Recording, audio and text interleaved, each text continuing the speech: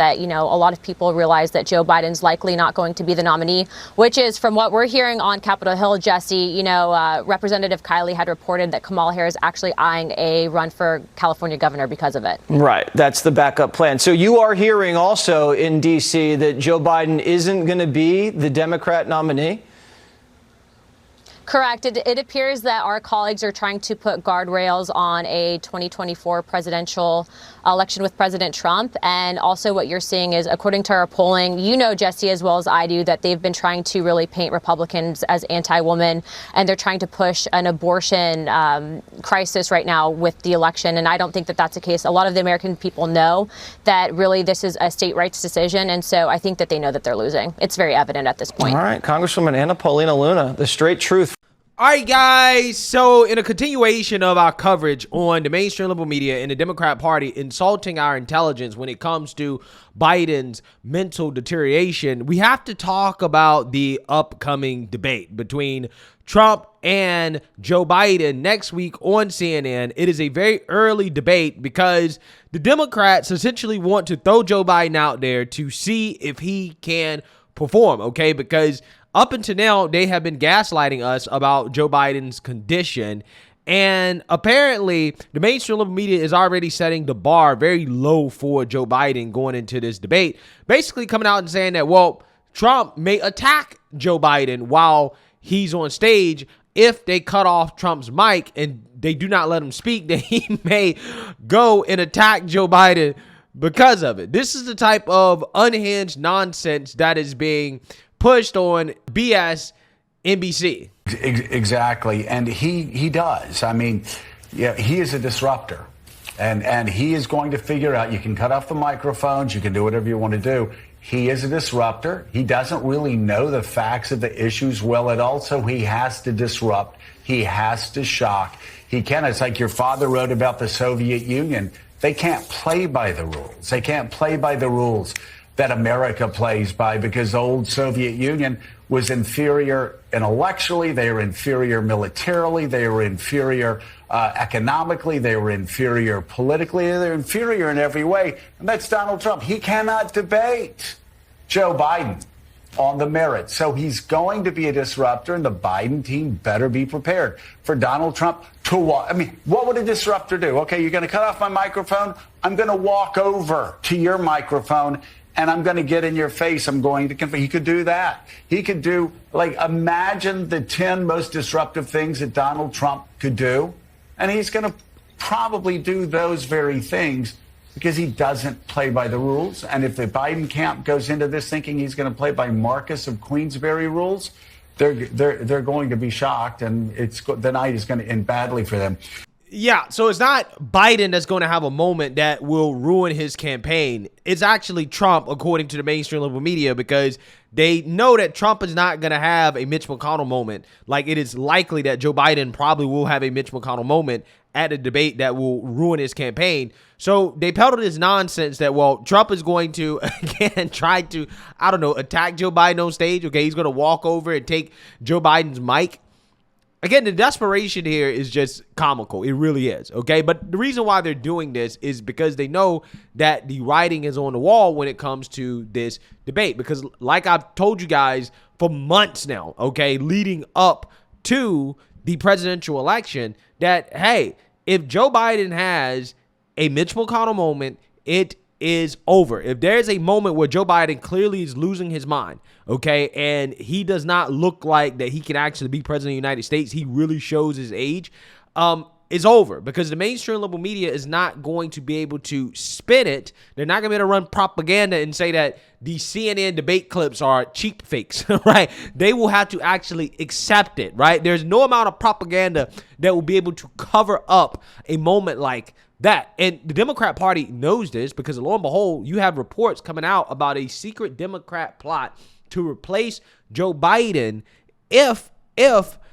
Joe Biden has a Mitch McConnell moment on the debate stage. And I want to talk about that. But before we get into it, we have to have a word from the sponsor of this video, Noble Gold. There's a recession tsunami incoming, de-dollarization, bank failures, and financial destruction. Kevin Sorbo, legendary actor And Savvy Investor has your lifeline, the Economic Crisis Toolkit. With Noble Gold Investments expertise and Kevin Sorbo's wealth wisdom, you can navigate the storm and emerge victorious. This comprehensive toolkit include exclusive videos, in-depth guides, and eye-opening webinars, an arsenal of financial knowledge, yours absolutely free. Recession-proof your wealth. Do not wait for the next economic crisis to crash down on your dreams. Visit noblegoldinvestments.com and sign up for the Economic Crisis Toolkit. That's noblegoldinvestments.com, noblegoldinvestments.com. There is also this. A new report claims Democrats could have a plot to replace President Biden if he performs poorly in the first debate or his poll numbers continue to decline. The reporter who broke that story explains more of the details on Jesse Watters Primetime. What top Democrats are saying is if the worst comes to worst, there's two options. Either Joe Biden and his family do the right thing, call it quits, admit that they can't make it, and step down. But if that doesn't happen, top Democrats are saying that Nancy Pelosi, Barack Obama, Bill Clinton, Chuck Schumer will all have to unite and go to the family and tell them that it's time for Joe to go. You see Democrats out there right now already predicting that Joe Biden is going to lose the debate. But what they're really concerned about is that there's just going to be one devastating moment that will really crater his possibilities of getting elected. If that happens, then that's when they're going to have the tough conversations with the Biden family. Yeah, so you've seen that, you heard that. Now, apparently these plans do not have plans to actually replace Joe Biden with Kamala Harris. So basically the way the scenario goes is that, well, if Joe Biden performs poorly in the first debate, okay, he has a Mitch McConnell moment, a moment that, again, can't be explained away with propaganda by the mainstream liberal media, then they're going to move to have him replaced. However, Kamala Harris has been so terrible as vice president that they're not going to replace Joe Biden with her. The only way that Kamala becomes president is if Joe Biden dies. Now, what they'll probably do with Kamala is that they'll say, hey, you have to get on board with the ticket. And Kamala can choose to do that, or she can choose to revolt. But it really comes down to whether or not Kamala is going to choose to get on board, because they're all going to go to the Biden family and say, hey, you got to call it quits, right? You got to step down. You can't beat Trump. We have to go with somebody else, right? This is allegedly what the plan is, again, according to this senior reporter at the Daily Mail. Now, you have some people, of course, in the mainstream liberal media, like Rachel Maddow and the Cackling Hens at The View. They are skeptical of this idea of Biden stepping down if he performs poorly at the debate, because they believe everything is great, right? The economy is great. The country's in great shape. People are just misinformed, okay? They're just misinformed, and Biden just has to campaign harder. He has to get the messaging right. That will change people's reality, right? The messaging, okay? This is what these people honestly believe. The belief that Donald Trump's a threat to democracy, our institutions. I don't know that the stakes have been this high in modern history in a presidential election. Yet, I'm skeptical of polls. We all are. Trump continues to outperform Biden in key battleground states. Is there a world in which Democrats should have a backup plan for Joe Biden? A backup plan? If he needed to be replaced on the ticket. If we're 3 months out and Trump's still beating him in Michigan, Pennsylvania, Georgia, Arizona, North Carolina. I mean, I think the backup plan is run a better campaign, right? There's no reason that Joe Biden's record as a president is a very, very strong record. I mean, we are the economic envy of the world. Right. Doesn't mean our economy is perfect, but literally we are the envy of the world. We've got a better situation than anybody. We've got unemployment rates that we haven't seen in generations. We've got economic growth that any major country in the world would kill for. Yeah, but that's not the information that they're getting on Wait. But it's true. And so Biden hasn't been disqualified from running for the presidency by anything having to do with any of his performance. It's just that it's going to be a tough fight. Yeah. And so I think the backup plan is fight harder. Yeah. The backup plan is make sure you win the Senate. The backup plan is people should volunteer earlier and do more and give more money and do all of those things. And there's no reason, I think, to have it be, there be this fantasy that Biden's not the president and that Biden isn't the nominee. He is, and he's going to be. And I think that's a fixed variable. Yeah, so you seen that, you heard that. Massive cope there for the mainstream liberal media. The Cackling Hens plus Rachel Maddow claiming that, well, hey, Democrats don't need a backup plan for Joe Biden because ultimately Joe Biden has done a great job, right? Everything is great, okay? Despite the fact that his approval rating is in the tank, okay? This guy, from an approval ratings perspective, has been one of the worst presidents that we've had in a long, long, long time. And it just seems as if the reality that the Democrats are trying to paint for people is not the reality that they're actually living. And I'm sure people getting pissed off with the lies and the gaslighting, okay? But this is what they continue to do, regardless of the fact that the polls are showing that Joe Biden is in danger of losing, right? If the election was held today, I actually believe that Trump will win in a landslide, okay? I really do, because historically, Trump has underperformed in the polls, okay, in the sense that he typically does better when he's on the ballot than the polls indicate going into the election. So he's probably beating Joe Biden by more than what the polls are stating, okay? But what I really want to talk about here is why this plan to replace Joe Biden is not going to work, okay? And the main reason why it's not going to work is simply because it's too little, too late, okay? Democrats had an opportunity during the Democrat primary to replace Joe Biden or to tell him to step down, and they chose to rig their own primaries instead because they thought that, hey, they would successfully overthrow our republic before the election happens, because that is what they've been trying to do. They try to remove Trump from the ballot.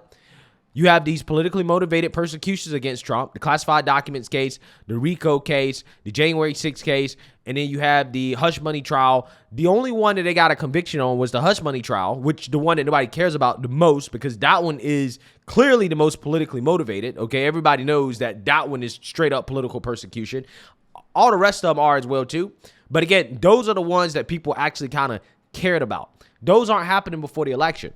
So when the Democrats were having their primary, which they never really actually had one, okay, because they didn't let Joe Biden's opponents on the ballot in multiple states, and they basically shut out RFK to the point where RFK now has to run independent. But during that time period, I'm pretty sure they thought that, okay, Biden is an empty suit, but it's okay because he can be controlled. Okay, he can be controlled, and I think they like that control, right? They like the fact that they can have a guy that's in charge that can take all the heat and all the blame for everything that they do wrong and all their bad policies without them having to actually take heat for it, right? And I think that's part of the reason why they just let Joe Biden stick in there is because, again, the empty suit model is a model that they like. And also, again, they thought that it would be irrelevant in regards to Biden's mental status because Trump would be in jail or he would be removed from the ballot. But lo and behold, those plans did not materialize. So now they're stuck with a guy who they're going to have to stay with. And the reason why is simple.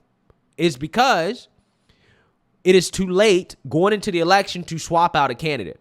It's simply a matter of name recognition and popularity, okay? There's a reason why the primaries matter, okay? The primaries are good for name recognition, okay? Everybody kind of gets to know the party's candidate during the primaries, okay? That is, again, one of the main benefits of having a primary is that when you go into the general, again, a lot of people are familiar with your candidate. Because Democrats didn't have a real primary, they're not going to have that same luxury, that same advantage. So let's say that you swap out Biden for somebody like a Gavin Newsom.